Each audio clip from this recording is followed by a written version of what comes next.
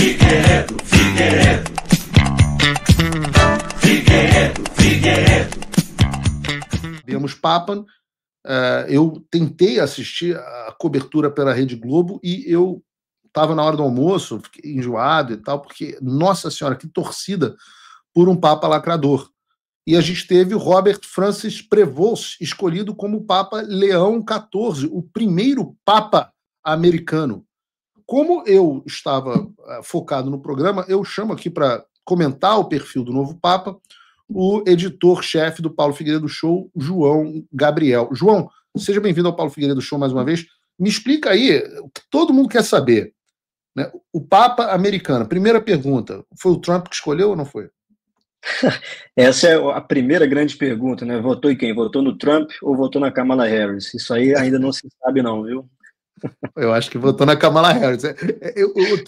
Esse Papa é lacrador ou não é lacrador? Vai ser um Papa João Paulo II o retorno ou vai ser um Papa Francisco II?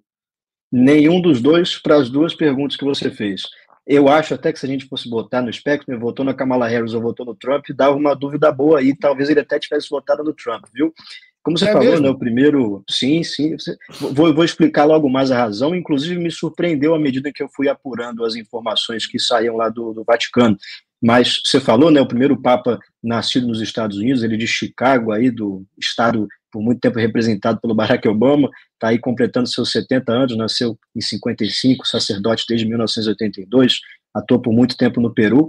E uma notícia boa, ou a primeira das notícias boas, é que ele é agostiniano. Isso talvez traga alguma alegria a mim e a você, né? É uma pessoa que segue os ensinamentos teológicos de Santo Agostinho de Hipona.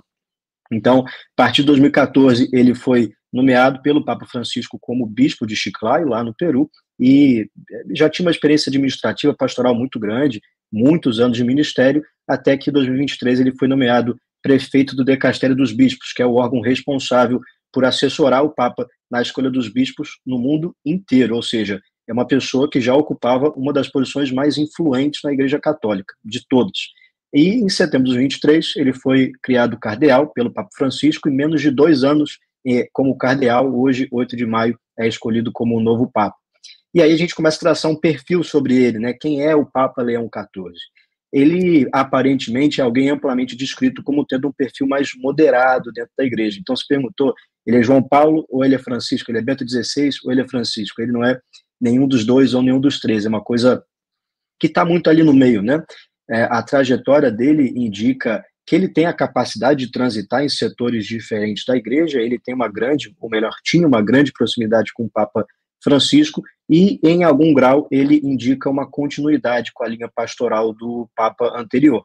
Por exemplo, ele mesmo elogiou, falou bem da, abre aspas, autenticidade evangélica do Francisco, e é visto realmente como uma escolha de continuidade do outro pontificado. Então, não é, ao mesmo tempo, alguém que vai trazer uma volta gigantesca da Igreja Católica em relação ao conservadorismo, mas, como nós vamos ver a partir das pautas que ele já defendeu, também não é uma pessoa extremamente progressista. Quando a gente fala, por exemplo, de moral sexual e da pauta LGBT, de maneira geral, o Papa Leão XIV já se posicionou de maneira muito clara e evidente sobre essas pautas, o que contrasta bastante com o tom que o Francisco utilizava, né? Ele que ficou famoso pela frase "quem sou eu para julgar", disse ele, né, sobre a agenda homossexual, ainda que a palavra de Deus fale para nós não julgarmos de acordo com a aparência, mas segundo a reta justiça de Deus, Francisco tinha declarado quem sou eu para julgar. E o Papa Leão XIV, por sua vez, já expressou muitas reservas em relação a isso. Em 2012, por exemplo, ele afirmou, e eu vou abrir uma aspas muito importante aqui, ele disse assim: a mídia e a cultura popular fomentam simpatia por crenças e práticas em desacordo com o evangelho. Então já bateu na mídia, já bateu na cultura pop. E aí ele citou explicitamente, nessa mesma ocasião, abre aspas, o estilo de vida homossexual e as famílias alternativas. Então já se contrapondo, em primeiro lugar, à agenda woke e à pauta LGBT.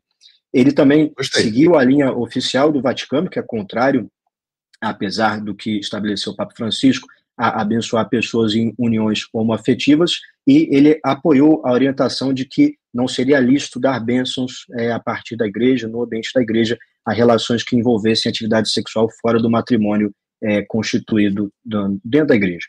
E com o bispo Caramba. do Peru, essa aqui é muito boa, com o bispo do Peru, ele se opôs à inclusão da ideologia de gênero no currículo escolar público daquele país do Peru. E ele alegou que a ideologia de gênero busca criar gêneros que não existem. Então, posicionamentos muito fortes, mas nem tudo são flores, né? Eu lembro que a gente trouxe aqui no Paulo Figueiredo Show, logo em seguida à morte do Papa Francisco, as posições expressas pelo Papa na encíclica Laudato Si, posições ambientalistas extremamente radicais e influenciados por toda aquela pauta que quem fez o Fim da América já conhece, né? Então, o Papa Leão XIV apoia essa visão ecológica do Papa Francisco, apoia o que foi dito na encíclica Laudato Si, e ele, de fato, está favorável, ao que parece, a ações contundentes contra a mudança climática, porque ele pensa que esse é um fenômeno diretamente causado ou, pelo menos, influenciado pelo ser humano. Então, resumo da ópera é que tem uma desconfiança em relação ao Papa, tanto do setor conservador da Igreja, por posições como essas ambientalistas, e também por conta de uma continuidade do pontificado de Francisco, mas também em relação aos setores progressistas, porque falou muito aí sobre a agenda woke, bateu em bastante gente, bateu na mídia, bateu na cultura pop. Então, é alguém que está ali, de fato, mais em cima do muro, algumas posições mais progressistas, algumas posições mais conservadoras, mas é uma pessoa que não está muito bem definida aí. Nos resta orar para que o Espírito Santo guie o novo Papa, que a graça de Deus esteja sobre ele, que ele seja capaz de liderar, e essa que é a maior denominação cristã do mundo, por um caminho melhor do que o seu antecessor, o Papa Francisco. Mas uma grata surpresa também, eu diria, em relação ao que era esperado.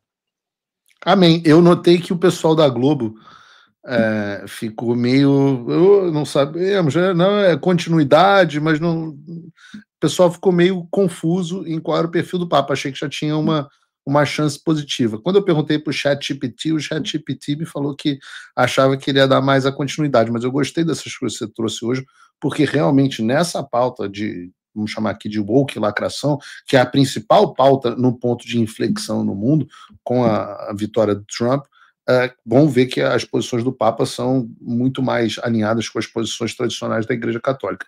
Eu tenho uma enorme curiosidade de ver como o J.D. Vance, né, que é o vice-presidente dos Estados Unidos, que é católico, que inclusive teve com o Papa Francisco pouco antes da morte dele. Eu quero muito ver como é que o J.D. Vance vai lidar com esse Papa, né? Um primeiro Papa americano.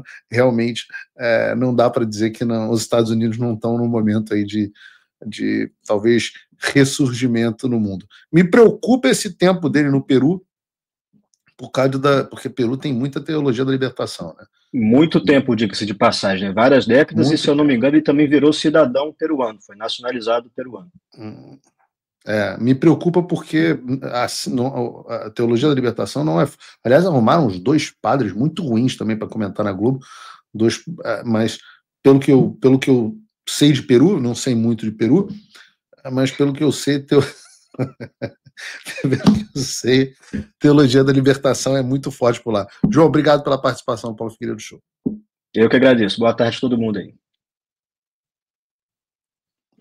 E a você que está conosco até agora, eu agradeço imensamente a sua audiência gigantesca, de mais de 22 mil pessoas nos assistindo hoje. Quero dizer a vocês que eu também agradeço muito as orações por mim. Pode ter certeza que elas fazem efeito, me dão ânimo, abrem portas, porque no final das contas, quem faz tudo é justamente ele. Tanto na minha vida quanto na vida do Papa, quem age é a providência e o Espírito Santo. Então, confiem nisso. E se você, mais uma vez, quiser apoiar o meu trabalho, www.paulofigueiredoshow.com/apoie ou aqui no QR